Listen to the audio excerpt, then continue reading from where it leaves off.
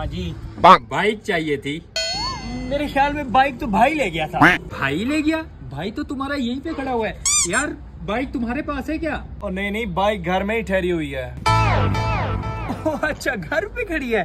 वो मुझे अब याद आ रहा है, बाबा चाबी ले गए। वो नमाज पे जाते हैं इस टाइम, रात को लेट आते हैं, पता नहीं अब किस टाइम आते हैं। चाबी मैं लेता आया हूँ रास्ते से तुम्हारे बाप से। अरे यार, वो मुझे अभी याद आ रहा है, बाइक तो पंचर है। पंचर भी लाया हूँ साथ, अभी लगा लेते हैं। ओए हाँ, अब याद आ रहा है मुझे, उसमें तो तेल नहीं है। तेल भी है मेरे पास, ये देखो पेट्रोल लाया हूँ। अरे भाई, तुझे समझ नहीं आई, पेट्रोल की बात नहीं कर रहा मैं, उसका इंजन ऑयल जो होता है वो नहीं है असल में। इंजन ऑयल ये भी है बड़ा भाई, जल्दी से बस बाइक ले आ। अच्छा, ले आता हूँ।